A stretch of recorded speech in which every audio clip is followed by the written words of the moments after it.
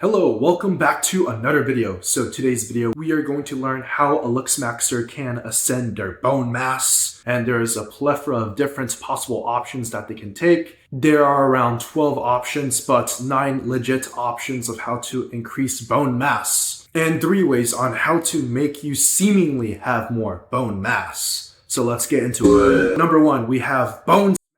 So as you guys may know from this community, you are targeting your zygomatic bones and your anterior mandible or your chin. So you want more projection and more bone apposition from the microfractures from the force that you're applying onto the periosteum. Now for me, how I proceed with such practices is that I do 150 on each side. And usually when you're starting off, you're not going to be perfect at it. So grab a pen or a pencil or a makeup, eyeliner, or anything to make a temporary mark. Put dots along your zygomatic bone, just a straight line, and then slightly curve slightly downward. You could also go slightly upward for a higher cheekbone peak here, but I usually like to go slightly downward, so there's more of a smoother OG curve than a very angular one. But to make it look smoother and have more of a natural look that looks less uncanny, having it smoother would be more appealing. For my chin, I target it from the front and from the bottom, and also horizontally too, like this.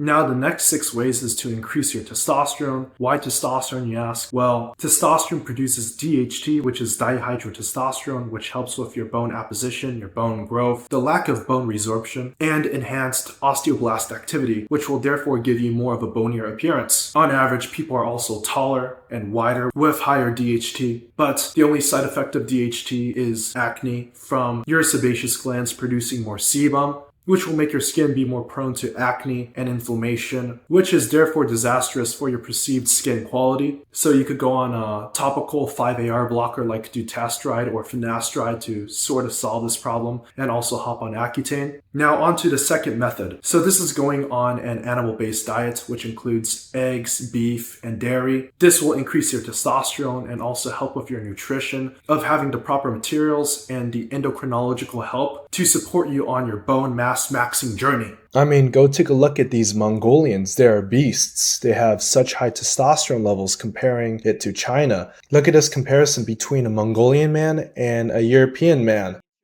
He is much taller, he is much wider, and of course he also has more facial adiposity compared to the white man. But you could still visibly see the bones. Even with that much fat enveloping his bones, you can still see the sheer bone mass that this Mongolian man has. Me personally, I eat at least 1 pound of ground beef per day. It's just $5 that you spend per day on the food. Eating 30 to 36 eggs per day would give you similar effects of going on a medium dose steroid cycle. My testosterone went around from 500 to 850 whilst being on this diet. My brain feels clear, I feel better, and you're cutting out all the processed junk. Also, don't eat that much sugar so your insulin sensitivity won't get sub-optimized. This is because you're saving your insulin sensitivity for HGH if you're planning to go on it, but definitely going on an animal-based diet to increase testosterone and biological optimization internally is one of the best things you can do for your body. It also provides you more anabolic and androgenic benefits, so you're going to be slightly wider. You're going to be slightly taller than your parents on average if they are on a suboptimal non-animal based diet when they're growing through puberty. And just chewing on unprocessed food or just tough food in general would also ascend your jaw and your mandibular projection. As you can see from these 2 pictures, this is the same lighting in the same gym, the same mirror, and near the same body fat percentage, but the bone mass is clearly different. As you can see, I know a little bit of how to increase your bone mass. But again, I am not a medical advisor, and this is not a glorification or promotion of the practices of looks maxers. This video is here to educate you guys on what a looks maxer does and how they can alter their physiology. Remember guys, can or could does not equal should. Now, number 3, this is trin and test. This is mainly for the androgenic benefits of more bone apposition, and trin being extremely androgenic, so therefore you will have more of a bonier face. Look at clavicular, nocturnal kint, androgenic, and them going on high amounts of testosterone and some trenbolone. Look how that changed their facial structure. Nocturnal Kent was injecting 1 gram of tren or 1,000 milligrams of tren per week, and this is exposed by Arab Superman on TikTok, so you could go check that out. But remember, when you're going on these compounds, you must have other compounds to suppress the prolactin, the estrogen, and the 5-AR, and the DHT, the androgenic side effects for your scalp. So RU would be a good help, P5P, and Aromacin should be the standard compounds for you to not looks minimize yourself with these compounds. 250 milligrams of test and trenbolone each is already a high amount of steroids that you're putting in your system. So also get some blood work done. Also remember your HCGs and your post-cycle therapy so you could keep that fertility. Now for number 4, it is goat kefir or kefir in general, or any substance that contains L-reuteri, which is a bacteria that will make your testicles bigger and therefore that will cause you to have more testosterone production or elevated levels of testosterone, which will help you on your journey of obtaining more bone mass. Now on number 5, this is enclomiphene. So what this does to your body is that it tricks your body to think that it has low estrogen, so it's going to produce more testosterone. And as you know, with more testosterone, through the aromatase enzyme, it will produce more estrogen or estradiol, and in this case, it is to compensate for the perceived lack of estrogen. With enclomiphene, your testicles will also get bigger. They will enlarge in size, and this will also elevate your testosterone levels. You could pair this up with your post-cycle therapy after your testicles shrink, so they could re-enlarge, so you can get most of your fertility back. Now onto test boosters, which you can pair up with enclomiphene. Connor Murphy was on about this, and it rose his testosterone levels with enclomiphene drastically. So I'd say you could also buy test boosters, but it's more wise to stack it with enclomiphene for the compounding effects. No pun intended, because these are compounds, and there are compounding effects. Now zinc and copper. Zinc will help with your sperm production, but also supporting your testosterone levels. Every time you you lose a little bit of zinc, so we want to negate that. But with too much zinc, you also need copper. 15 milligrams of zinc that you take in, you also need 1 milligram of copper. But you may ask, why testosterone? Why DHT? Well, if you want to look more masculine and look more dominant and just look more attractive, you got to be more masculine. Our testosterone levels as a species, especially for America, have been dropping over the years. And it's quite sad to see that real men are fading away. But of course, you cannot be too masculine because that wouldn't be appealing at all. But the most appealing look for a man to have some respect from men and women is to have a semi-masculinized bone structure, but also you have to pair it up with feminine skin quality. If you look at me, I have a bony structure, but my skin quality is more or less neotenous. Look at this. It is slightly feminized. If you look at men back then in yearbooks or just in pictures in general, they look more masculine. They have more bony, robust facial structures. They have better craniofacial development, less retrognathia malocclusions or recessed jaws. If you look at models now versus models then, people like Jason Lewis or Cameron Alborzian would outshine and look more manly than models nowadays. Of course, some outliers like which is the friend of Alex Schlab, looks pretty masculine, but on a general trend, there is more of an androgynous appearance that is demanded from the modeling industry.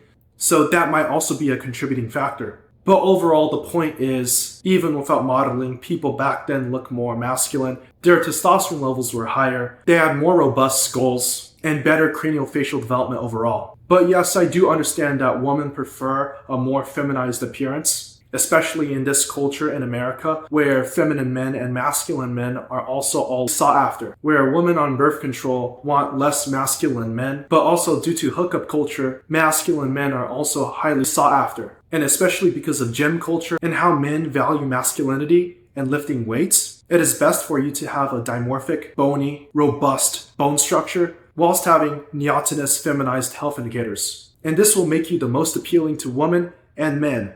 Now for bone gains or IGF-1 elevating variants, there is HGH, so this is 4 to 6 units per day. You pin before bed, and in a 4-hour time frame before pinning, you should not eat anything, especially carbohydrates. HGH will already desensitize your insulin sensitivity, so we don't want even more. And compounding carbohydrates and HGH in a narrow time frame would be detrimental for your insulin sensitivity, which will be suboptimal for your HGH maxing journey. 7 to 10 IUs is pretty high, but it is what gives you that ogre, near uncanny look. So if you want faster results, you could do 7 to 10 IUs per day. But this is if your growth plates are already closed, so that you don't have to worry about prematurely closing your growth plates after 6 IUs. There is also IGF-1 spot injections, and this is popularized by Arab Superman, and he was injecting his zygos and chin with IGF-1, and this grew his bones and made his flat zygos into ultra-pronounced Mongolian zygos. It is very crazy to see and witness.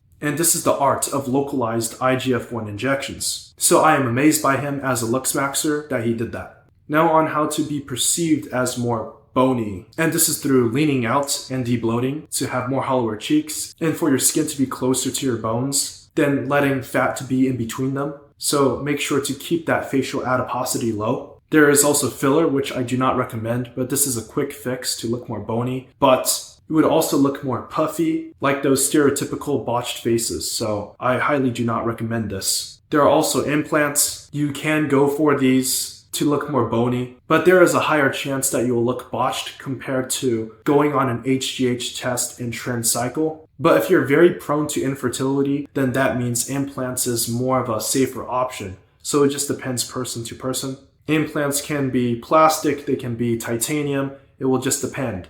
You could also go for bone grafting and augmentation, but that is more specific and less easy. Also guys, if you look at all the looks maxers in the space, a lot of them just grift and they just show off their face without even showing their intellectual expertise and their knowledge of how to ascend. They don't even give sneak peeks or near semi-in-depth guides and informational videos, unlike me, who is actually helping you guys out and showing you guys what I actually know. So I think it is just intellectually dishonest and fraudful and griftful of them to just say, buy my course, here's my face, there you go, without showing their informational expertise on altering your physiology.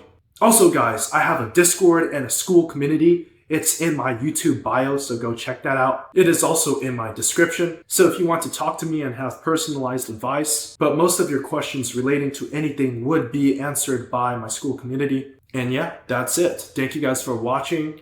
If you like this video, please subscribe, and I really do mean it. No, like actually subscribe. Only 5% of y'all subscribed from my videos with 10K views. Come on, man. I'm trying to grow. This information is free with no other creator really making a synthesis of these things out there.